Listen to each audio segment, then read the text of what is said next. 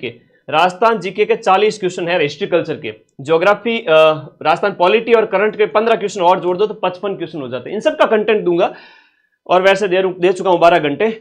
आज वो क्वेश्चन लेकर आया हूं जो बार बार अधीनस्थ बोर्ड पूछता है राजस्थान जीके में। हिंदी इंग्लिश के भी बढ़िया। चल मेरी डोल की डमाक ढम, किसका झिंटिया किसका तम। आजो आजो आजो आजो, सारे बच्चे आ गए। तो भाई सुबह से लगातार पिछले 30 घंटे से लगा हुआ था इसी क्लास के ऊपर, तो अब जाकर ये क्लास कंप्लीट हुई है। सभी साथी वीडियो को लाइक कर देंगे। स्टार्ट करें। चलो पहले क्वेश्चन की ओर चलते हैं। हिस्ट्री कल्चर ज्योग्राफी के 100 क्वेश्चन हैं जो बार बार एग्जाम में आते हैं। मैं पहले उसी के ऊपर फोकस करूंगा, सुनिएगा। कुंडा पंथ के प्रणेता कौन थे? कुंडा पंथ है वो आपके मलिनाथ जी ने चलाया था, याद रखना। और एक आता है कामड़ पंथ। कामड़ पंथ का भी अधीनस्थ बोर्ड बहुत ज्यादा प्रश्न पूछता है। और ये आपके कामड़ पंथ है वो किसके द्वारा चलाया गया था? कामड़ पंथ की बात करें तो ये आपके रामदेव जी के द्वारा चलाया गया था, जिनके द्वारा 13 ताली नृत्य किया जाता है। कौन सा नृत्य किया जाता है? 13 ताली नृत्य करने वाले लोग आपके कामड़ पंथ की महिलाओं के द्वारा किया जाता है। पाबूजी की बात करें, पाबूजी राठौड़ हुआ करते थे। पाबूजी राठौड़ लोक देवता जो अपने कोड़ूमंड फलोदी है ना, कोड़ूमंड फलोदी से संबंधित है। और गोगा जी की जाति एक बार पूछी थी कि भाई कौन सी जाति से बिलोंग करते, तो आप चौहान थे, है ना। और गोगा जी चौहान है, ये आपको याद रखना। ददरेवा चुरू से याद रखना। ये बड़े छोटे छोटे क्वेश्चन जो बार बार एग्जाम में आते हैं। और एक सबसे बड़ी बात, ये 4th ग्रेड के पेपर लेके आ जाओ भाई। माइंड मैप के जाके बोलना, माइंड मैप के 4th ग्रेड के पेपर चाहिए। बड़ी बात यह है कि 20 टेस्ट दिए गए हैं, 7 के अंदर OMR दी गई है। अगर OMR में गोले भरने का यूं अभ्यास नहीं किया ना, तो फिर एग्जाम हॉल में कहोगे गुरुजी मेरे तो नेगेटिव चला गया, मेरे 5 गोले के ऑप्शन गलत हो गए। तो भाई ये किताब लेके आ जाओ, मार्केट में ऑफलाइन ही लेके आनी है। मदन सर की बोलना 4th ग्रेड के 20 मॉडल पेपर चाहिए, फटाफट लेके आ जाओ ना कल सुबह ही अपने आसपास से। तिलवाड़ा पशु मेले की अगर हम बात करें, तिलवाड़ा पशु मेला है कौन से लोक देवता की स्मृति में? मलिनाथ जी की स्मृति में आयोजित किया जाता है। और कई बार कहते हैं कि लूणी नदी के किनारे कौन सा मेला होता है? चैत्र के महीने में अपने कृष्ण पक्ष, चैत्र कृष्ण पक्ष की 11 चैत्र कृष्ण 11 से लेकर के चैत्र मास के शुक्ल पक्ष की 11 तक चलता है मलिनाथ जी पशु मेला। लूणी नदी के किनारे मालानी का मेला है, याद रख लेना। अगला है कि किस लोक देवता की ख्याति है वो 4 हाथ वाले लोक देवता के रूप में? 4 हाथ वाले लोक देवता के रूप में हम बात करें यहां पर 1567-68 का चित्तौड़ का तीसरा साका हुआ था। हम बात करते 1500 अकबर ने जब हमला किया था उदय सिंह के समय में, तो कल्लाजी राठौड़ को इसके लिए जाना जाता है। 1567-68 में चित्तौड़ के तीसरे साके में वीर गति को प्राप्त हुए थे। अब एक बड़ी बात यह है कि हिस्ट्री कल्चर में थोड़ा फास्ट चलूंगा क्योंकि जलवा आप 12 घंटे क्लास में देख चुके हैं। मात्र 30 दिन हुए नहीं हिस्ट्री कल्चर की क्लास को। पूरे राजस्थान में किसी की कोचिंग की तुलना में 12 लाख बच्चों ने वो क्लास देखी है, बताऊंगा अभी। कामड़िया पंथ के प्रवर्तक आपके रामदेव जी हैं। देवनारायण जी को हम कहते हैं आपके भगवान विष्णु के अवतार। और इसके साथ साथ हम वह कहते हैं इनको भगवान श्री कृष्ण का अवतार। ये भी प्रश्न कई बार एग्जाम में पूछ लिए जाते हैं। तेजा जी हैं तो दौड़िया वीर है ना। और गोगा जी हैं तो हम जहार पीर के रूप में इस नाम से, मतलब अलग अलग। महमूद गजनवी के साथ जो युद्ध किया था, गजनवी के साथ में भाई मौसेरे थे, अर्जन सर्जन, है ना। तो वो उस समय की बात है। बच्चे बार बार तुम लोग कॉल मत किया करो, मुझे व्हाट्सएप करके छोड़ दिया करो। 8955982723 व्हाट्सएप नंबर दिए हुए, इसको बार बार कॉल नहीं, सिर्फ मैसेज छोड़ दिया करो, मैं फ्री होऊंगा, देख लूंगा। निम्न में से किसे मारवाड़ में सबसे पहले ऊंट लाने का श्रेय दिया जाता है? मारवाड़ में ऊंट लाने का जो श्रेय है ना, मारवाड़ में ऊंट लेकर आए थे पाबूजी महाराज। अब पाबूजी का मेला है वो आपके अब अगले 20 दिन इतना बड़ा धमाका करूंगा तुम सोच भी नहीं सकते।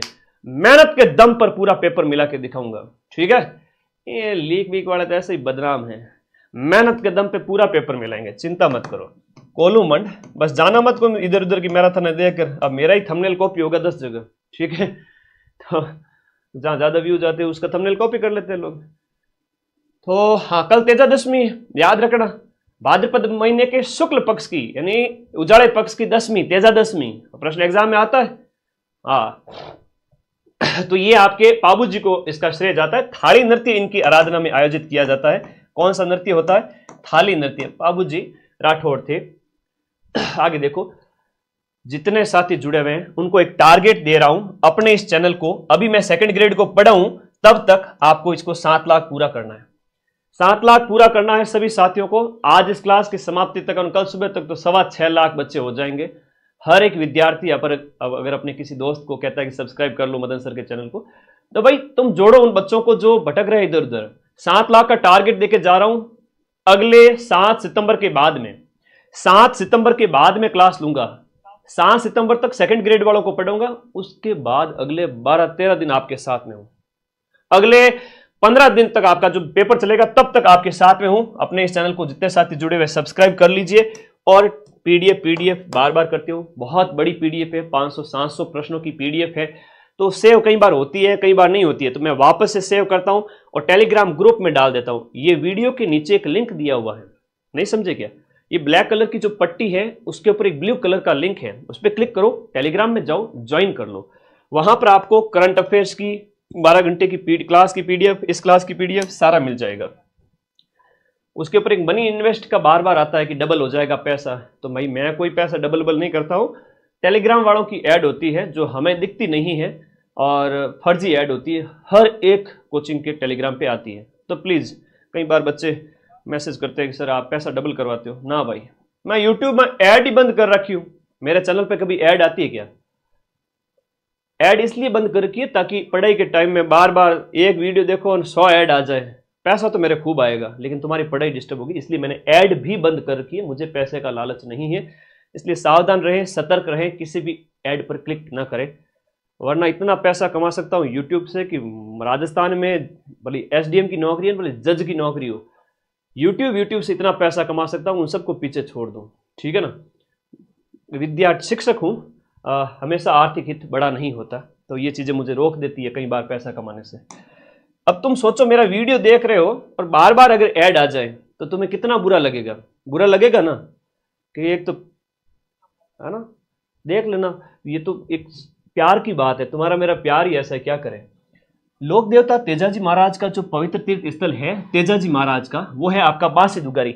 बांसी दुगारी आपका बूंदी के अंदर स्थित है और तेजाजी महाराज की कर्म स्थली है। तेजाजी महाराज की ये कर्म स्थली रहा है बांसी दुगारी, आपको याद रखना है। तेजाजी महाराज के संबंध में हिस्ट्री कल्चर की व्याख्या थोड़ी कम करूंगा क्योंकि ऑलरेडी पढ़ा चुका हूं, इस वजह से। जहार पीर के नाम से कौन से लोक देवता को जाना जाता है? गोगाजी महाराज को हम जहार पीर के नाम से जानते हैं। अर्जन सर्जन के साथ में युद्ध महमूद गजनवी ने कहा है ना, मुसलमानों के द्वारा पीर कहा जाता है। तो महमूद गजनवी, आज से 1001 साल पहले की बात है। महमूद गजनवी, ददरेवा चुरू, इनका जन्म। आसींद भीलवाड़ा, अच्छा प्रश्न है, बार बार पूछ लिया जाता है। निम्न में से किस लोक देवता से संबंधित है आसींद भीलवाड़ा? आसींद भीलवाड़ा की हम बात करें तो ये आपके भगवान देवनारायण जी से संबंधित है ना। तो ये भगवान देवनारायण जी का मुख्य मंदिर है, वो यहां पर बना हुआ है। तो आसींद भीलवाड़ा आपके देवनारायण जी भगवान से संबंधित है। नीम के पत्ते वगैरह, ईंटों वाले देवता, नीम के पत्ते चढ़ते हैं, ईंटें ले जाई जाती है यहाँ पर अजमेर से। कई सारे अच्छे अच्छे प्रश्न बनते हैं इनके संबंध में। कौन से लोक देवता को आपका धौलिया वीर कहते हैं? अपने धौलिया वीर तेजाजी महाराज को कहते हैं, और तेजाजी महाराज को काला और बाड़ा के देवता भी कहता है ना। काला मतलब सर्प के देवता, काला मतलब सर्प के देवता, और बाड़ा मतलब पहले नारू रोग होता था, जहां पैरों के अंदर क्या होता था कि मतलब एक सफेद धागे जैसी संरचना निकलने लगती थी, वो रोग जो होता था उसके देवता। ये अच्छा प्रश्न है, इनके बारे में कई बार आता है, याद रखिएगा। तेजाजी का आपका जन्म स्थान, तेजाजी का जो आपका जन्म स्थान है वो खड़नाल नागौर के अंदर है ना। धौलिया वीर, इनके अनेक उपाधियां वगैरह है, तो ये आपके नागौर के अंदर है, खड़नाल नागौर के अंदर। ददरेवा चुरू है तो गोगा जी से संबंधित हो गया। आसिंद भीलवाड़ा है तो आपके देवनारायण जी से संबंधित है। कोलुमंड फलोदी है तो पाबू जी से संबंधित है। मलिनाथ जी पशु मेला आपके तिलवाड़ा के अंदर आयोजित होता है, और तिलवाड़ा आपके बाड़मेर के अंदर यहां पर ये मेला आयोजित होता है। कौन सा पशु मेला और जिलों का जो युग्म है? अभी तो राजस्थान जीके चलेगा, उसके बाद 100 क्वेश्चन पॉलिटी के आएंगे। पॉलिटी के अंदर आपके राजस्थान और इंडिया दोनों की पॉलिटी आएगी। और 4th ग्रेड के अंदर क्या प्रश्न आएंगे? सीधा सीधा प्रश्न आएगा, अंदर से प्रश्न नहीं आएगा। अंदर से सिर्फ और सिर्फ 10-15 प्रश्न आएंगे। ठीक है, 100 प्रश्न बिल्कुल सीधे होंगे। कट ऑफ ज्यादा से ज्यादा 70 मान लो, 75 मान लो, लास्ट। टेंशन मत करो, 90+ सही कर दो, जनरल ओबीसी वाले सिलेक्शन ले जाएंगे कट कटा के। कौन सा यहां पर आपका सुमेलित नहीं है? चंद्रभागा पशु मेला आपके हाड़ौती का सुरंगा मेला जिसे कहते हैं, ये आपके कहां पर आयोजित होता है? चंद्रभागा मेला आपके झालरापाटन झालावाड़ के अंदर। गोगामेड़ी पशु मेला है तो आपका नौहर हनुमानगढ़ के अंदर हो गया। शिवरात्रि पशु मेला है तो करौली के अंदर आयोजित होता है, सवाई माधोपुर में आपका आयोजित नहीं है, तो ये आपका कहां पर हो गया? करौली के अंदर आयोजित होता है। फिर रामदेव पशु मेला है, बहुत इंपॉर्टेंट है। बलदेव पशु मेला है, तो सब आपके नागौर के हैं, बड़े फेमस मेले हैं। आज 5000 से भी ज्यादा लाइव का टारगेट है, फटाफट शेयर करो। प्रसिद्ध घोटिया अंबा मेला है, वो किस जिले में आयोजित होता है? घोटिया अंबा मेले की बात करें तो बांसवाड़ा के हैं। आदिवासियों का दूसरा कुंभ जिसे कहते हैं, पहला कुंभ तो है आपका कौन सा? बेणेश्वर वाला, और दूसरा वाला जो कुंभ है ये घोटिया अंबा का मेला कहलाता है ना।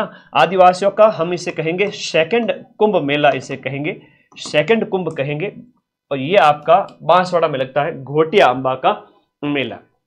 अगला देखिएगा, राजस्थान में गधों का मेला। इस गधों के मेले को कई बार कहते हैं गर्दभ मेला। एक बार पूछ लिया सीईटी के अंदर आपका डंकी मेला पूछ लिया है ना, तो ये कई बार नाम बदल बदल करके पूछ लिया जाता है। सीधा सा याद रखिएगा, यहां पर आपके ये लूणियावास जयपुर के अंदर आयोजित होता है, और चैत्र के महीने में जहां माता जी की पूजा होती है, कौन सी माता जी? शीतला माता जी। लूणियावास जयपुर, शीतला माता जी का मेला। आदिवासियों का कुंभ, आदिवासियों का पुष्कर, वागड़ का कुंभ, अनेक उपनाम हैं जिसे हम कहते हैं। तो आदिवासियों का जो कुंभ मेला है डूंगरपुर के अंदर बेणेश्वर धाम है, जो नवा टापरा एक जगह है। तो नवा टापरा जो गांव है, नवा टापरा गांव में सोममाही और जाकम के संगम पर माघ पूर्णिमा के अवसर पर, कौन से अवसर पर? माघ पूर्णिमा पर मेला बढ़ता है। और संत मावजी जो यहाँ के प्रसिद्ध संत हुए, जिन्हें हम वागड़ का धनी कहते हैं, जिन्होंने चौपड़ा ग्रंथ लिखा, जिन्होंने निष्कलंक संप्रदाय चलाया, उन्हीं के बारे में है। राजस्थान के अंदर पोमचो का युग है। देखो पोमचो एक ओढ़नी होती है, ओढ़नी की हम बात करें तो ओढ़नी गुरु जी कुण पहरे, तो देखो मां बनने पर मां बनने के उत्सव पर, कहने का मतलब है सद्य प्रसूता जिसे हम कहते हैं, जिसके नया नया बच्चा पैदा हुआ हो, उस महिला के द्वारा पीला पोमचा उड़ा जाता है ना। क्या क्या कहते हैं? पीला पोमचा, पीला ओडो है ना, पीला ओडो आशीर्वाद देती है सासू माँ बहू को कि शादी हो गई, वंशवृद्धि करो, अब तो पीला ओडो आशीर्वाद है ना, पीला ओडो लाडू जीमो और भी आशीर्वाद देवे है ना। तो ये अपने कल्चर का पार्ट है। पीला पोमचा। एक है आपका चीड़ का पोमचा, चीड़ पोमचा भी होता है जो आपके शेखावटी वगैरह में विशेष रूप से और विधवा महिलाओं के द्वारा पहना जाता है, तो याद रखिएगा। मध्यकाल के अंदर आज से 500-700 साल पहले की बात करें तो एक खंगो, ये खंगा क्या था सर? खंगे की हम बात करें तो मध्यकाल के अंदर है वो खंगा क्या हुआ करता था? तो जो पोतिया है, पगड़ी है, जो साफा है, माथे में गुलाबी, एक बच्चे ने अच्छा कमेंट किया, हाँ सुजल कह रही है, तो गुलाबी पोमचा बेटी के जन्म पर, मैं सब कुछ करवा चुका हूं। चीड़ का पोमचा विधवा महिलाओं के द्वारा, गुलाबी है, हम सारी चीजें आके बताऊं को नहीं, क्लास करवा चुका हूं हिस्ट्री कल्चर की, एक सिंगल क्लास से क्वेश्चन बाहर नहीं जाएगा। ये पगड़ी होती है। हिस्ट्री कल्चर 12 घंटे की क्लास देख ली तो ज्योग्राफी हिस्ट्री कल्चर के जो 40 क्वेश्चन पूछे जाएंगे, 40 में से 38-39 क्वेश्चन राइट करके आओगे, ये मेरा वादा है, ठीक है। 4th ग्रेड के हड़के से पेपर कह रहा हूं मैं, कठिन से कठिन आ जाता है तो भी मिला देते हैं, तो सरल पेपर है, टेंशन नहीं लेनी, पर ओवर कॉन्फिडेंट भी नहीं होना। बुलाक जो आभूषण है, इस बुलाक आभूषण को स्त्रियों द्वारा शरीर के कौन से भाग पर पहना जाता है? बुलाक आभूषण है वो आपके नाक का आभूषण है। नाक के अंदर कई सारे आभूषण पहने जाते हैं, जैसे, हाँ जी, नाक के आभूषण में अनेक हैं, जैसे यहां पर जो है चूप और एक चुपा। अभी प्रश्न पूछा गया था पटवारी पेपर के अंदर, चूप, तो चूप तो हो गया आपके कहां का? दांत का आभूषण, लेकिन चुपा जो है यहां पर पहना जाता है। चूप एक कील होती है जो दांत के आभूषण के रूप में ठोकती, यहां पर दांतों में लगा दी जाती है। चूप 2 अक्षर का, कील हो गई, लेकिन चुपा है वो नाक का है, लौंग है, लटकन है, फीणी है, भंवरा है, ये सब नाक के आभूषण है। क्लास 6 की लागेला था ना, पूरे सारे 8 सब्जेक्ट पूरे है। 7 लाख सब्सक्राइबर कर देना 7 तारीख तक, ठीक है।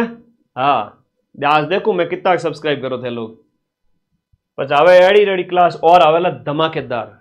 यो प्यार बरकरार रहना चाहिए, बस तुम्हारी सक्सेस पे मैं खुश और मेरी सक्सेस पे तुम लोग खुश। आ जाओ। बूंदी और कोटा क्षेत्र में कौन सी बोली बोली जाती है? तो जो ये हाड़ौती क्षेत्र है तो हाड़ौती बोली बोली जाती है। मेवात वगैरह हो गया तो ये आपका अलवर भरतपुर वाला हो गया। वागड़ी है तो आपके दक्षिणी राजस्थान के अंदर, है ना, याद रखना। डूंगरपुर बांसवाड़ा क्षेत्र के अंदर वागड़ी बोली बोली जाती है। मैं जानबूझ के कठिन प्रश्न नहीं लाया, ये 4th ग्रेड है, आरएस प्री नहीं है।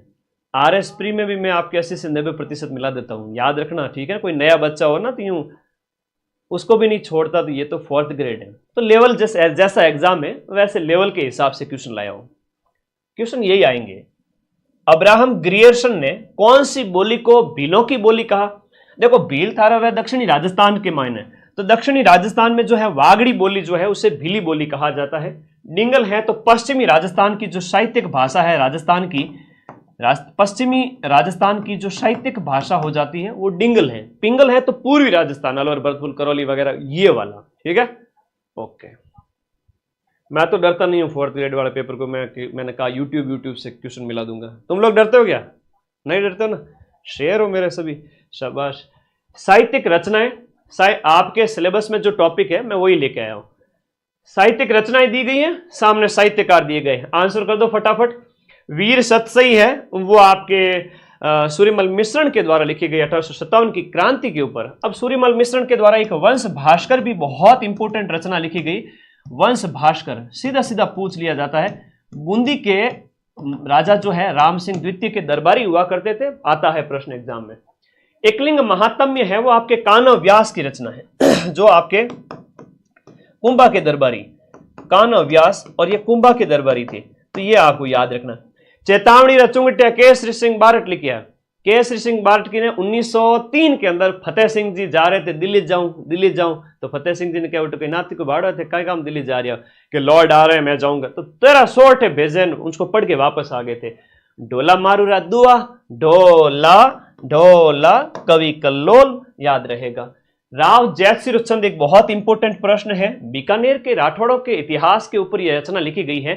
बीकानेर के राठौड़ों के ऊपर ये इतिहास के ऊपर रचना लिखी गई है। राव जैतसिर चंद है वो बीटू सुजा के द्वारा लिखा गया है, और बीकानेर के जैसे जो राठौड़ थे उनके ऊपर लिखा गया यह ग्रंथ हो जाता है, ठीक है। अगला देखिएगा, कौन सा सुमेलित नहीं है? बड़ी बात यह नहीं है कि आपको कितना आता है, बड़ी बात यह है कि आप एग्जाम में परफॉर्म कैसे करते हो, आप प्रश्नों को कैसे पढ़ते हो। इसलिए तो कह रहा हूं OMR वाली वो किताब ले आओ मेरी वाली, 20 पेपर दिए हुए हैं, 20 OMR के पत्तियां साथ में दी हुई हैं, खूब प्रैक्टिस करो, तारे पग में कांटो ही को नहीं भागे, ठीक है। एनु ज्यादा मैं कहीं नहीं कह सकूं। तो नजदीकी बुक स्टॉल से जयपुर वगैरह हर एक जिले में पहुंची हुई है, ले आओ कल ही। जो प्रैक्टिस करके पेपर देने जाएगा उसका सिलेक्शन तय है। बिना यूं मुंह उठा के वर्ल्ड कप खेलने जाएगा तो पहली बॉल पे बोल्ड होगा ना बेटा। तो कौन सा सुमेलित नहीं है? बिसल देव रासो, 20 आदमी नर, तो बिसल देव रासो। विग्रहराज चतुर्थ अजमेर वालों के ऊपर लिखी गई रचना। खुमाण रासो दलपत विजय है। वैली कृष्ण रुक्मणी है, पृथ्वीराज राठौड़ है। राव जयसिर चंद अभी जस्ट पढ़ा, तो ये आपका हो गया राव जयसिर चंद, बीटू सुजा। शिवदास गार्डन के द्वारा क्या लिखा गया था? कमेंट कर दो रे फटाफट। शिवदास गार्डन के द्वारा अचल दास खिंची की वचनिका। ये पटवारी के पेपर में पूछा गया था, यही अधीनस्थ बोर्ड था, और इससे 2 लेवल नीचे का पेपर, 2 लेवल ऊपर का पूछा गया था पटवारी में। वो बड़ा एग्जाम होता है 4th ग्रेड से, तो यही अधीनस्थ बोर्ड था। और ऐसे सिंपल क्वेश्चन दिए, मैंने तो बहुत तगड़ी तैयारी कराई थी, और 150 में 140 क्वेश्चन हूबहू मिला भी दिए। वीर विनोद ग्रंथ है वो आपके किसने? श्यामलदास जी ददीवाड़िया ने। पटवारी में ये पूछा कि ये किसके दरबारी थे? तो दरबारी विद्वान जो थे ये आपके एक तो शंभू सिंह, और उनके बाद में उनके बेटे सज्जन सिंह। तो शंभू सिंह और सज्जन सिंह के दरबार में थे। बात कतरी पुरानी है गुरुजी, अब ज्यादा कौन नहीं, ठीक है, बस 150 साल पहले, तो ये याद रखना।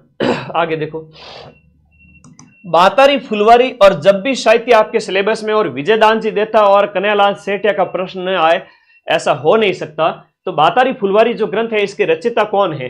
बातारी फुलवारी है वो आपके विजयदान जी देता है। देखो ध्यान रखना, नीचे विजय सिंह पथिक दिया हुआ है, तो उन्होंने तो किसानों के लिए आंदोलन वगैरह किया था। थोड़ा कंसेप्ट क्लियर रखना, मैं 50,000 बच्चों के सिलेक्शन की बात कर रहा हूं। मुझे यहाँ 500 बच्चे सिलेक्ट नहीं कराना है, मुझे 50,000 माताओं को खुश करना है, उनका आशीर्वाद लेना है। उनके बच्चों को सिलेक्ट करवा के। तो ये पथिक जी तो आंदोलन वाले हैं, माणिक्यलाल जी वर्मा है तो मेवाड़ के जो प्रजामंडल वाले हैं। शिवचंद जी भरतिया वाला प्रश्न पटवारी में पूछा गया था। फर्स्ट गद्य लेखक, राजस्थान के साहित्य के पहले गद्य लेखक जिसने कहानी लिखी हो, उपन्यास लिखा हो, कनक सुंदर उपन्यास लिखा, कहानी लिखी, विश्रांत प्रवास, ये पटवारी में पूछा था। ठीक है, और प्रश्न कट्टे पूछियो पटवारी रामायण, सीधे सीधे प्रश्न आवे, जहां से प्रश्न आ रहा है वही प्रश्न लेके आया हूं, मिला दूंगा पूरा पेपर, टेंशन ना लो। विजयदान जी देवता की जो बातारी फुलवारी है, इस बातारी फुलवारी की हम बात करें, बातारी फुलवारी की हम बात करें तो टोटल 14 खंड है। कितने खंड है? टोटल 14 खंड है। याद रखना, साहित्य अकादमी पुरस्कार 10वें खंड के लिए मिला था। कौन से खंड के लिए? 10वें खंड के लिए। लील टांस के लेखक कौन है? लील टांस एक बहुत अच्छी रचना है, इंपोर्टेंट क्वेश्चन है।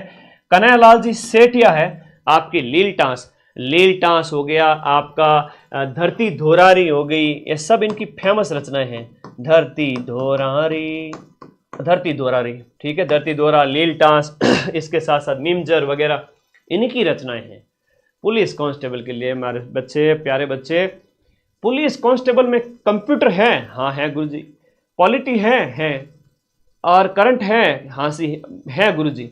तो ये सगड़ा क्वेश्चन मैंने क्लास में लेना है, थारा अलग कहीं लगाऊं ये बताओ?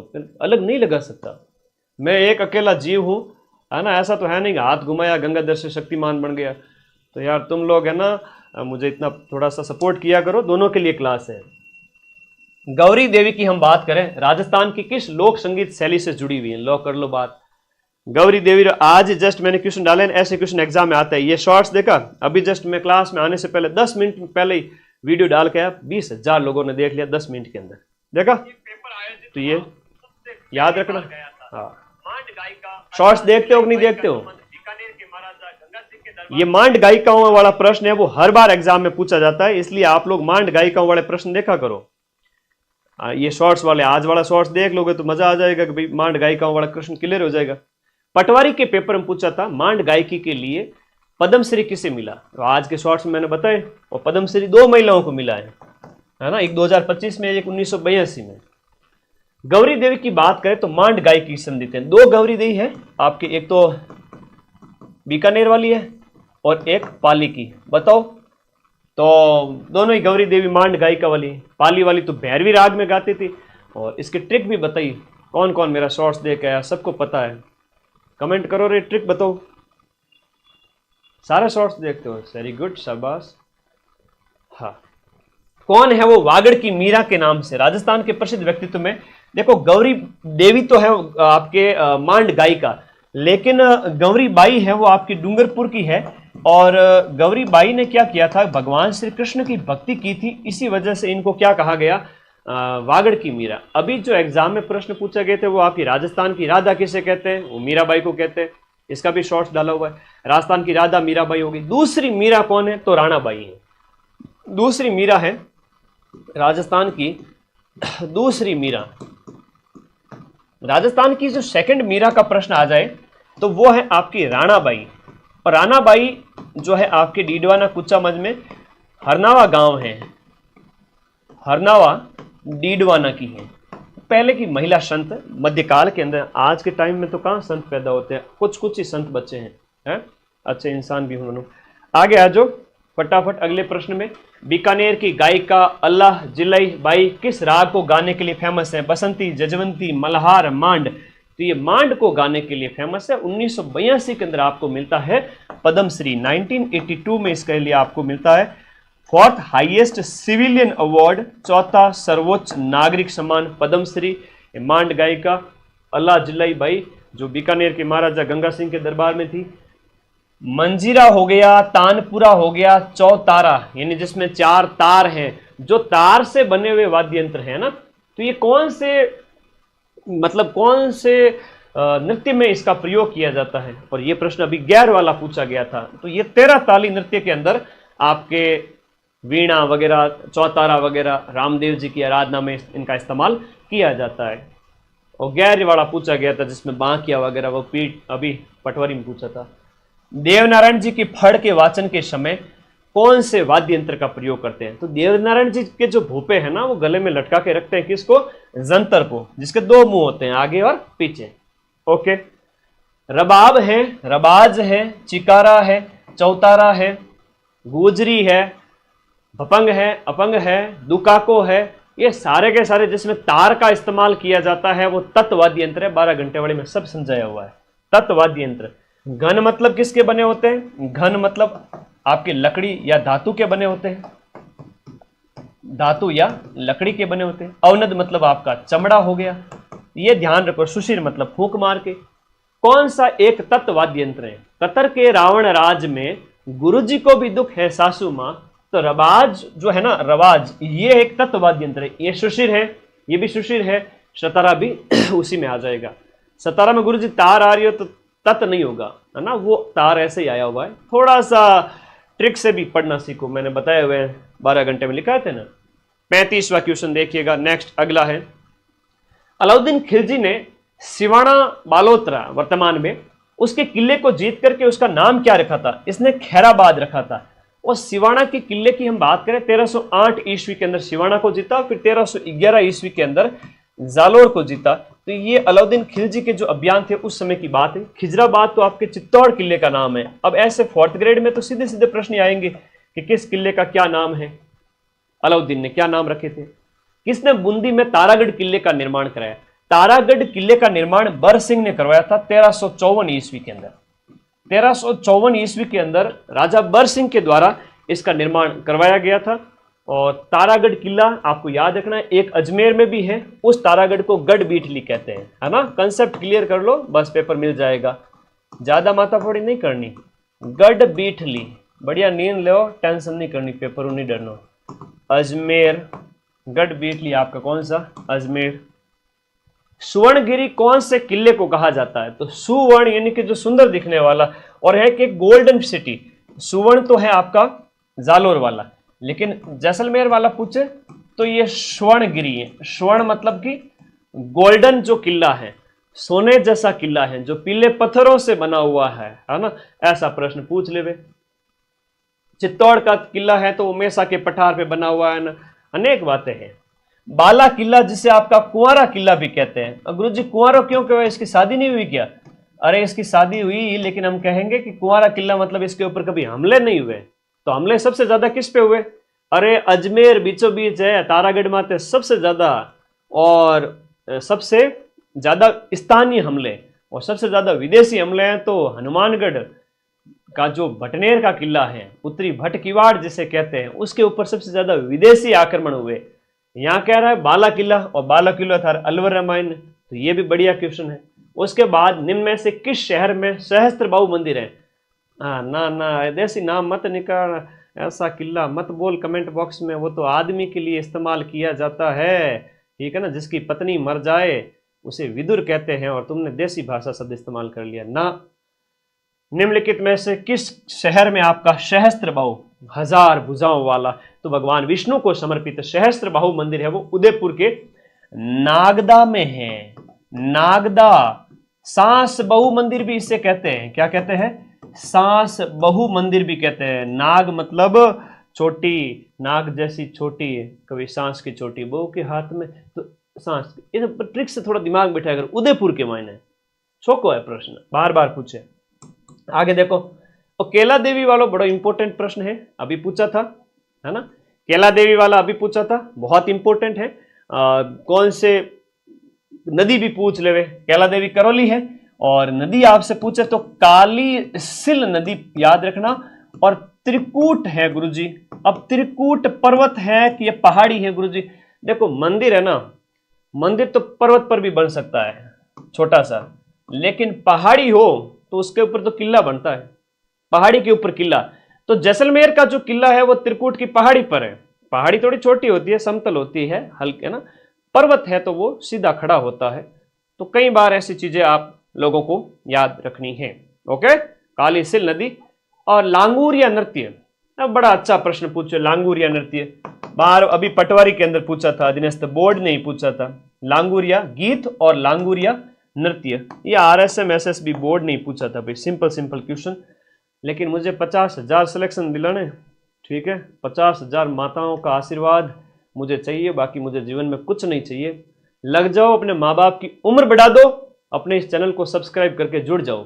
त्रिपुरा सुंदरी वाला बांसवाड़ा में माउंट आबू राजस्थान में दिलवाड़ा मंदिरों का एक समूह है, जैन मंदिरों का समूह है। दिलवाड़ा है वो आपके शिरोई कड़ा हो गया, ठीक है, ये आपको याद रखना है। माउंट आबू जो है दिलवाड़ा वाला मंदिर, मंदिरों का ग्रुप है एक। अब राजस्थान के अंदर स्थापत्य कला आपके सिलेबस में है। स्थापत्य कला की हम बात करें, मंदिर, महल, दुर्ग, बावड़ियां, मीनारे, झीलें, हवेलियां, मीनारे सब आ जाती हैं।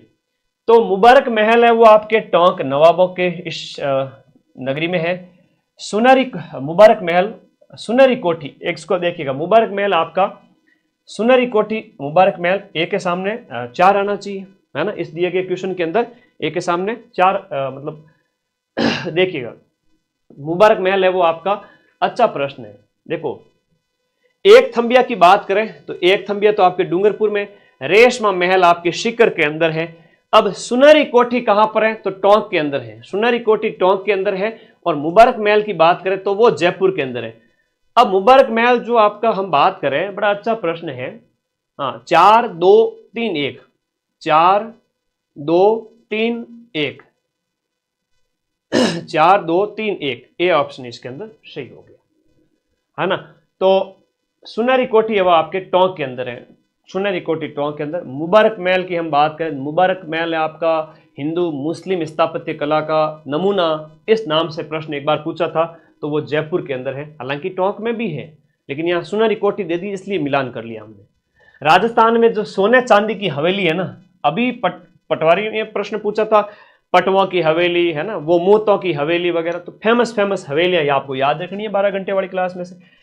महनसर जो झुंझुनू वाली है वो सोने चांदी की हवेली है, तो सोने चांदी को झुंझुनू दिला दे, है मां मन सोने चांदी को झुंझुनू दिला दे, तो मां से याद करना महनसर, महनसर वाली सोने चांदी वाली थोड़ा ज्यादा इंपॉर्टेंट प्रश्न है, पूछ लिया जाता है। अब राजस्थान की हिस्ट्री में, मॉडर्न हिस्ट्री के थोड़े प्रश्न देखते हैं। सिंपल से प्रश्न पूछेंगे, राजस्थान का एकीकरण कितने चरणों में हुआ, 7 चरण हुए, 8 वर्ष 7 माह और 14 दिन का समय लगा। तो हम 18 मार्च 1948 को मत्स्य संघ का उद्घाटन होता है। एकीकरण का पहला चरण अलवर, भरतपुर, धौलपुर, करौली। राजस्थान के राज प्रमुख का पद एक इंपॉर्टेंट क्वेश्चन है, बार बार आता है। 7वां चरण जैसे ही समाप्त हुआ तो राज प्रमुख का पद खत्म कर करके 7वें संविधान संशोधन अधिनियम लाया गया था और राज्यपाल पद सृजित किया गया था, ठीक है, राज्यपाल पद बनाया गया था। सामाजिक सुधारक हम बात करें, गोविंद गुरुजी, एक गोविंद गुरुजी है वो आपके बंजारा परिवार से संबंधित थे और बांसिया गांव इनका एक बार पूछा गया था परीक्षा के अंदर कि आप कहां से हैं, तो बांसिया गांव। और बांसिया गांव की हम बात करें तो ये बांसवाड़ा के अंदर कोनी है और डूंगरपुर रामायण है, ठीक है, बी और डी याद रखना, बी और डी याद रखना। मोतीलाल जी तेजावत और माणिक्यलाल जी वर्मा में बच्चे बड़े कंफ्यूज होते हैं। मोतीलाल जी तेजावत की हम बात करें तो आदिवासियों के मसीहा बावजी के रूप में आपको जाना जाता है, आदिवासियों के मसीहा बावजी। कोलियारी के अंदर आपका जन्म होता है, उदयपुर के अंदर, आदिवासियों के आदिवासी मसीहा आपको कहते हैं। और एक बात तुम लोगों को मैं बताऊं, मेवाड़ की पुकार या 21 सूत्री मांग इनसे संबंधित है। पंचीड़ा गीत है, पंचीड़ा हो गया, मेवाड़ का वर्तमान शासन हो गया, पढ़ी लिखी सारी चीजें किसकी है, माणिक्यलाल जी वर्मा की है। लेकिन यहां पर मेवाड़ 21 सूत्री मांग इनकी है, मेवाड़ की पुकार, आदिवासी मसीहा इनको कहते हैं। बच्चे कंफ्यूज हो जाते हैं थोड़े से। और 21 सूत्री मांग जिनकी हम बात करें, 21 सूत्री मांग ये आपका इन्हीं से संबंधित है, मेवाड़ के महाराणा से की थी। भोजी लंबरदार, सीधा सीधा प्रश्न पूछ लेते हैं, बताओ भोजी लंबरदार कौन था। 1931 के अंदर, डूंगरपुर में मिल जाएगी क्या बुक, अभी तो 20 दिन पड़े हैं, 94 60 97 14 50 माइंड मैप के व्हाट्सएप नंबर पे आप अपना ऑर्डर बुक करके 5 से 6 दिन के अंदर अंदर बुक प्राप्त कर सकते हैं। लेकिन हाँ, 10 तारीख के बाद में प्लीज़, एग्जाम से 10 दिन पहले मेरे व्हाट्सएप से मंगवा तो दोगे, लेकिन हम पहुंचा नहीं पाएंगे। नज़दीक से लेके आ जाओ, अभी 4th ग्रेड का पेपर नज़दीक है, तब तक 4th ग्रेड के बाद में तुम भले ही माइंड मैप के ऑनलाइन ही मंगवा देना अपने व्हाट्सएप नंबर से। अदर बुक्स की बात कर रहा हूँ, ये बुक तो मार्केट में लेके आओ, अभी मंगा सकते हो व्हाट्सएप से अगले 10 दिन तक। तो भोजी लंबरदार की बात करें तो भरतपुर किसान आंदोलन से संबंधित है। और देखो, एग्जाम पास करने का सीधा सा फॉर्मूला है कि अधीनस्थ बोर्ड पिछले काफी सालों से कौन से प्रश्न पूछ रहा है, निकाल के जाओ, पेपर निकलेगा सीधा, ठीक है, और कोई तरीका ही नहीं है। मैंने ऐसे कई सारे बच्चे देखे जो पीवाईक्यू पढ़ करके एग्जाम फोड़ रहे हैं। उन्होंने कुछ नहीं पढ़ा, India GK, Rajasthan GK, PYQ पढ़े, एग्जाम फोड़े, कंसेप्ट थोड़ा थोड़ा पढ़ा।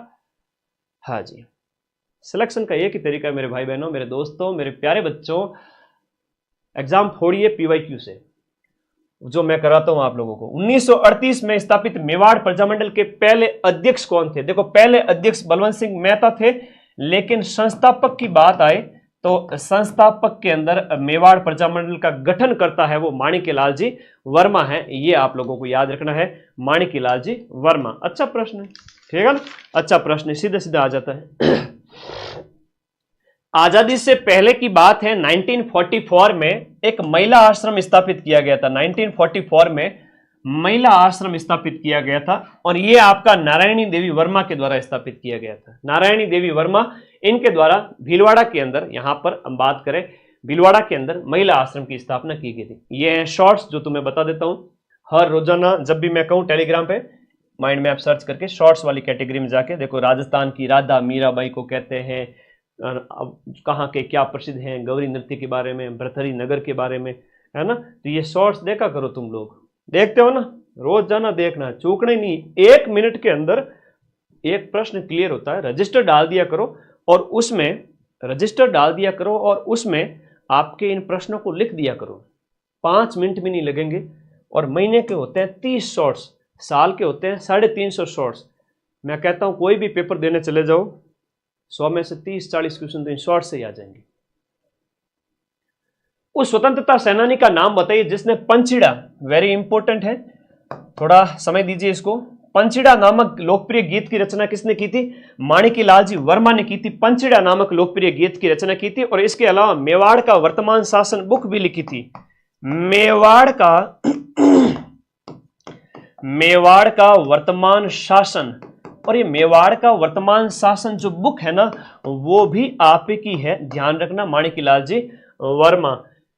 हाँ जी। क्रांतिकारी रचना चेतावनीरा चुंगटिया, इसके लेखक कौन है? ये 1903 के अंदर मेवाड़ के महाराणा फतेह सिंह जो दिल्ली दरबार में जा रहे थे, उनको रोकने के लिए अपने केसरी सिंह बारट, शाहपुरा भीलवाड़ा वाले, इन्होंने भेजे थे 13 शॉर्ट भेजे थे। क्या भेजे थे? 13 दोहे भेजे थे। और उनमें कहा आपके तो पूर्वज ऐसे थे, आप लखनऊ के लाडे कैसे हो गए? तो डर के वापस आ गए। समझाना पड़ता है, मोटिवेशन देना पड़ता है। सर्वहितकारिणी सभा की स्थापना 1907 के अंदर चूरू के अंदर की गई थी। तो इस सर्वहितकारिणी सभा की स्थापना किसने की थी? स्वामी गोपाल दास के द्वारा सर्वहितकारिणी सभा की स्थापना की गई थी 1907 के अंदर। डूंग जी और जवाहर जी की बात करें तो शिखर के आपके बिठोट पाटोदा,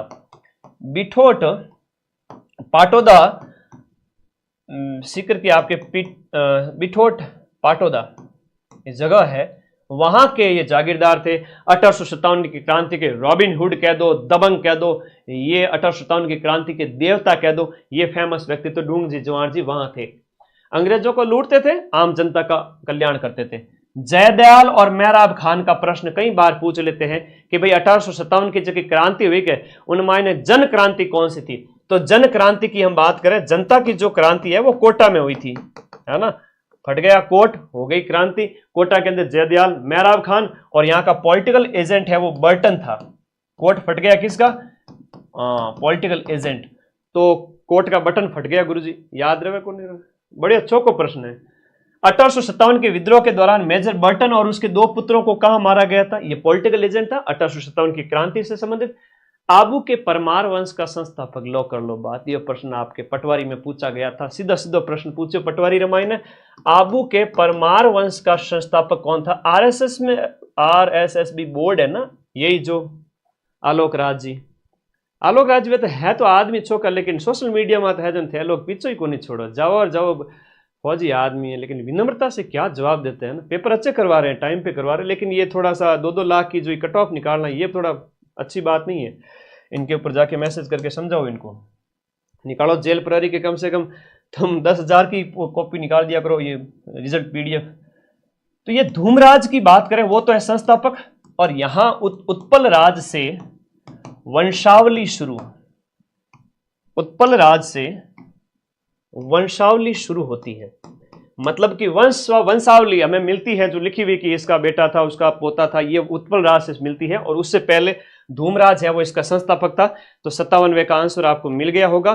कौन सा है? धूमराज। इनकी राजधानी है, आपसे पूछ सकते हैं, आबू सिरोही की बात हो रही है, राजधानी इनकी थी चंद्रावती। कौन सी राजधानी थी? चंद्रावती।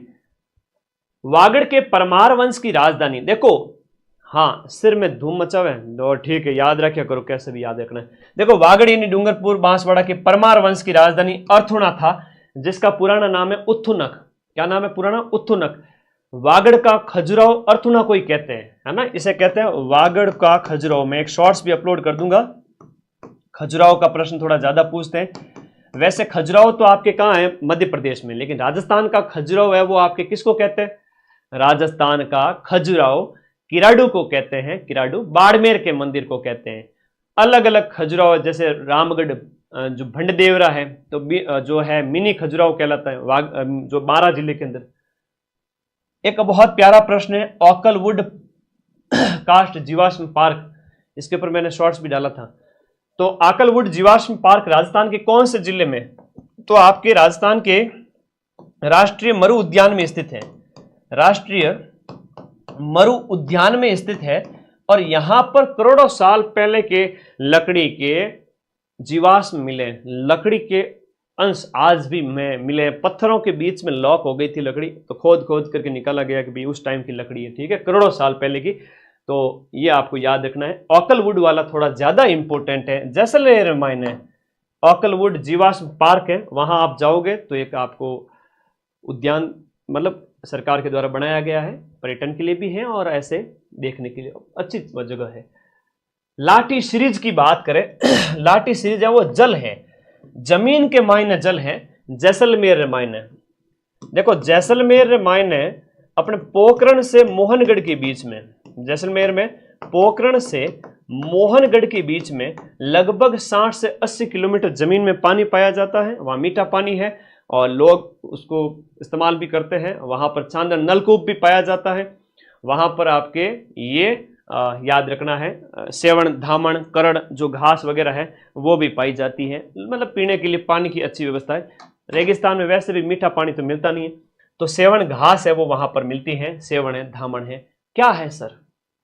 घासें हैं, पौष्टिक घास है जीव जंतुओं के लिए। बिसलपुर बांध है वो आपका बनास नदी के ऊपर बना हुआ है और टोंक में बना हुआ है। बिसलपुर बांध की हम बात करें, सीकर राजस्थान से बाहर है क्या? सीकर तो राजस्थान के मायने ही है, मिल जाएंगे, क्यों नहीं मिलेंगे?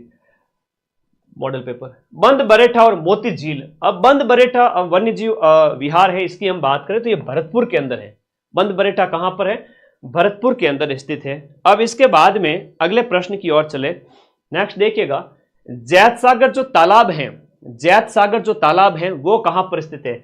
जैत सागर आपके बूंदी के अंदर है। लेकिन गैप सागर की बात करें, गैप सागर, तो गैप सागर की हम बात करें तो ये डूंगरपुर के अंदर है। गैप सागर या गैब सागर है ना, गैब, तो ये आपका डूंगरपुर के अंदर है। फेमस 5 तालाब है, वहां से ही प्रश्न बनेगा, इससे अलावा कोई प्रश्न नहीं आएगा। माही परियोजना से लाभान्वित होने वाला जिला कौन सा है? माही परियोजना हम बात करें तो बांसवाड़ा है। माई बजाज सागर जो बांध बना हुआ है हम बात करें, ये आपका माई बजाज सागर परियोजना, तो ये माई परियोजना है आपके बांसवाड़ा से संबंधित हो गया, गुजरात, राजस्थान। हाड़ौती प्रदेश की मिट्टी का प्रकार कौन सा है? तो वर्टिसॉल मिट्टी है वो आपके कोटा, बूंदी, झालावाड़, बारां यानी कि आपके राजस्थान के इस क्षेत्र में पाई जाती है। फिर आपकी इंसेप्टिसॉल भी हो गई, इधर रेगिस्तान में एरिडीसॉल हो गई, एंटीसॉल हो गई, है ना, एरिडी हो गई, एंटीसॉल हो गई, वर्टिसॉल हो गई, इंसेप्टिसॉल हो गई। ये मिट्टियों का वैज्ञानिक वर्गीकरण है जो बार बार पूछा जाता है। राजस्थान में ज्योग्राफी चल रही है राजस्थान की, ठीक है। निम्न में से कौन से जिले में काजरी का मुख्यालय स्थित है? ये काजरी क्या है कि आपका सबसे पहले इसका जो नाम है वन और मिट्टी सुधार, वन और मृदा सुधार केंद्र के नाम से इसका जो है स्थापना की गई थी सुधार के लिए। 1957 के अंदर इसकी स्थापना की गई थी, लेकिन 1959 के अंदर इसका नाम है वो काजरी पड़ गया। ये जोधपुर के अंदर स्थित है। सेंट्रल एरिड रिसर्च जोन है ना, केंद्रीय शुष्क पारिस्थितिकी अनुसंधान संस्थान। शुष्क का मतलब है जहां बारिश नहीं हो, उस स्थिति में वनस्पति का अध्ययन करने के लिए कौन सा संस्थान है? तो ये आपका काजरी स्थापित किया गया है, central arid research zone centre.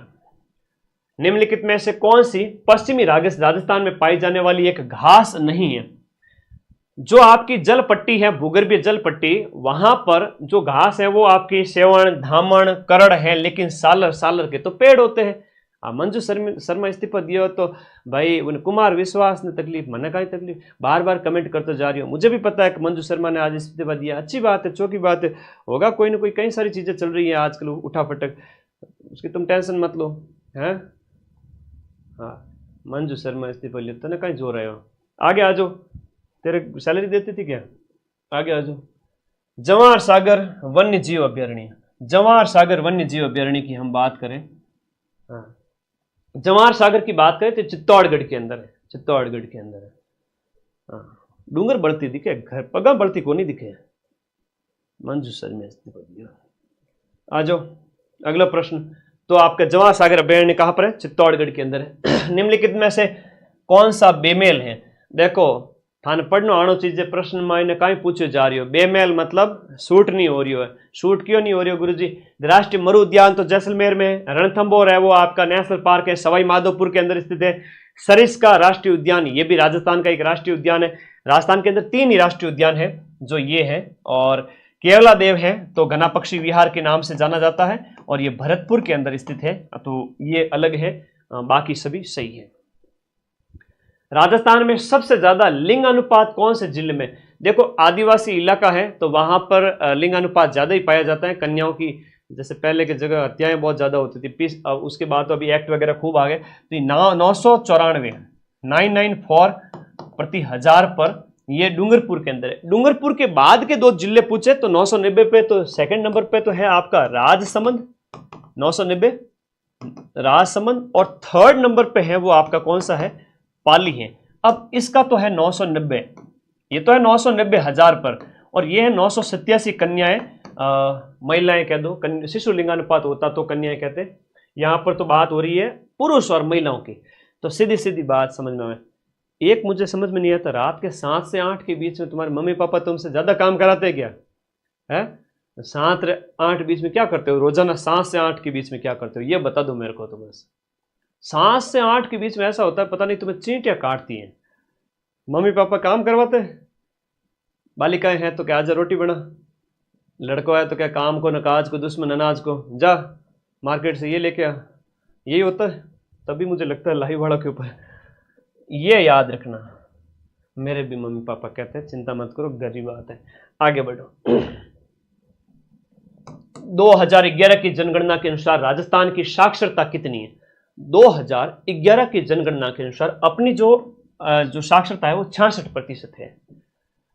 Rajasthan की ओवरऑल साक्षरता की बात करें, मरु विकास कार्यक्रम है वो आपके डेजर्टिफिकेशन को रोकने के उद्देश्य से आपका कब स्टार्ट किया गया था? तो ये मरु विकास कार्यक्रम है वो 2000 मरु विकास कार्यक्रम है 1977-78 के अंदर, 1977-78 के अंदर मरु विकास कार्यक्रम पश्चिमी राजस्थान स्टार्ट किया गया था।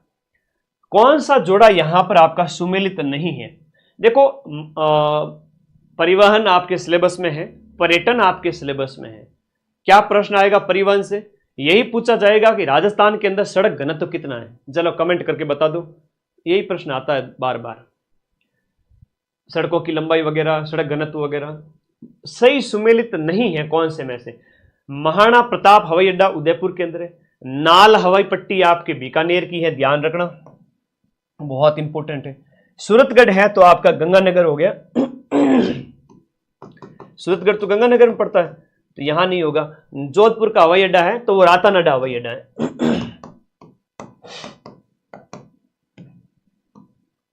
जोधपुर वाला है वो रातानाडा है।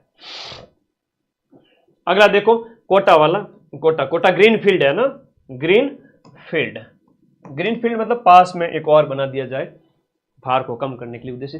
राजस्थान राज्य पथ परिवहन निगम RSRTC, इस RSRTC की स्थापना है वो आपके कब की गई थी बताओ? RSRTC की स्थापना 1964 के अंदर अक्टूबर के महीने में की गई थी। RSRTC की स्थापना की गई थी। यह प्रश्न है आपके परिवहन वाले टॉपिक के। परिवहन वाले टॉपिक से एक ही प्रश्न ज्यादा पूछा जा रहा है बार बार कि राजस्थान के अंदर है वो सड़क घनत्व कितना है। तो मेरे प्यारे बच्चे, सड़क घनत्व जो है वह आपका कितना है राजस्थान का, प्रति 100 जो किलोमीटर स्क्वायर पे जो सड़कें हैं उस पे 92 किलोमीटर, 92.66 किलोमीटर है ना, 92.66 है हमारा सड़क घनत्व है वर्तमान में। कितना है? 92.66 है। जयपुर मेट्रो की शुरुआत है वो आपके कौन से साल में होती है?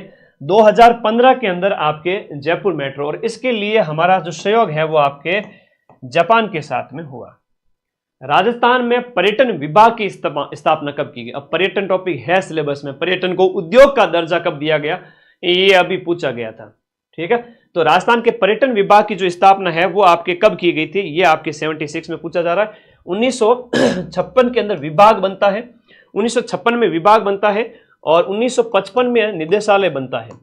1955 में पर्यटन निदेशालय, पर्यटन निदेशालय की स्थापना 1955 में और 1956 में स्थापना की जाती है इसकी अगले ही साल। तो थोड़ा सा याद करिएगा। अगला प्रश्न है कि राजस्थान की थे लोग रात टाइम में 7-8 बीच जिन टाइम बाहर जाओ ना, स्टूडियो छोड़नी, क्लास छोड़ बिन टाइम मार जीव यूं धक धक करे ना। बेटा क्लास देखनी है, थोड़ा बहुत घूम फिर लिया करो, बैठ जाया करो वापस। बड़ी गोल्डन क्लास है, 30 घंटा लगा जन तैयार हुई।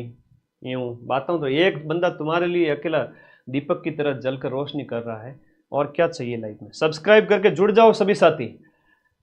राजस्थान की पहली पर्यटन नीति, देखो सन 2001 की पहली पर्यटन नीति है, वेरी इंपॉर्टेंट है। 2001 की पहली पर्यटन नीति है। नवीनतम पूछे आपसे तो 2020 की है, नवीन नीति पूछे तो 2020 की है। और 21 के अंदर भी कई सारी नीतियां आई है, 2021 की भी है, 22 की भी है और 24 की भी है, 2022 की भी है और 2024 की भी है। अब ये कौन कौन सी नीति है? 21 वाली तो इको टूरिज्म पॉलिसी, देखो पर्यटन सिलेबस में है और कौन से प्रश्न आएंगे वो बता देता हूं तुम्हें पहले ही, है ना। अभी तो 18 दिन पड़े हैं, 18 बार पेपर मिलाऊंगा, चिंता मत करो। इको टूरिज्म पॉलिसी अभी बस 7 तारीख तक वेट करो तुम, इस क्लास को देखो बार बार। ये हो गया ग्रामीण पर्यटन, 2022 के अंदर हो गया आपका ग्रामीण पर्यटन, एलो ग्रामीण गांव में पर्यटन को बढ़ावा देने के उद्देश्य। और 2024 में आती है पर्यटन इकाई नीति, पर्यटन इकाई नीति। लो जी कर लो बात, चल मेरी डोल की डमाकडम। 2001 में आती है पहली पर्यटन नीति। बाकी अगर नीतियां देखना ज्यादा ही अच्छा लगे तो जाओ माइंड मैप पे मदन सर का शॉर्ट सर्च करो। सर पैर ऊपर करो, आशीर्वाद देना है बेटा। पैर ऊपर करूंगा सिर नीचा हो जाएगा, पढ़ाएगा कौन? पर्यटन को उद्योग का दर्जा देने कब शामिल किया गया? तो बड़ा अच्छा प्रश्न है, पर्यटन को उद्योग का दर्जा कब मिलता है? ज्यादा मिलने की इच्छा है तो बेटा हम सेमिनार करेंगे, उस समय तुम सब साथी हजारों के रूप में आना। मैं लाखों का खर्चा करके एक सेमिनार हॉल बुक करूंगा, तुम सबके लिए खाने पीने की व्यवस्थाएं करूंगा, है ना। तुम लोगों के लिए बढ़िया बढ़िया इनाम लेकर आऊंगा, तुम सभी से मिलूंगा, बातें करूंगा। सुबह 9-10 बजे से लेकर रात ये शाम के 4-5 बजे तक तुम लोगों के साथ रहूंगा रिजल्ट आने के बाद में, ठीक है। मिलूंगा जरूर, मेरी खुद की भी इच्छा होती है, मैं ऑनलाइन पढ़ा रहा हूँ, ऑफलाइन वाले बच्चों से मिलने जाऊं। मैं वादा करता हूं कि जैसे पटवारी का रिजल्ट आया सेमिनार करूंगा, वीडियो का रिजल्ट आया सेमिनार करूंगा, सभी एग्जाम्स के लिए बड़ा सेमिनार। हालांकि खर्चे बड़े भयंकर आते हैं लेकिन I will try to manage. 1987 के अंदर, बाद में 1989 की हम बात करें, 1989 की बात करें, 1989 ये ध्यान रखें, 1989 के अंदर हाँ बढ़िया खाने मन घनी बढ़िया बढ़िया जिमाओ, चिंता ही मत करो। मिठाई है, अच्छी अच्छी चीज़ें है, बढ़िया मिनरल वाटर है ना, यूं तुम्हारा पेट खराब हो ऐसी चीज़ नहीं करूँगा, बढ़िया बढ़िया चीज़ें सारी व्यवस्था करूँगा, है ना, मेरे बच्चों के लिए। 1989 पर्यटन उद्योग का दर्जा आता है प्रश्न, स्क्रीनशॉट ले लो भाई। लॉ कंप्लीट होती है राजस्थान जीके कंप्लीटेड।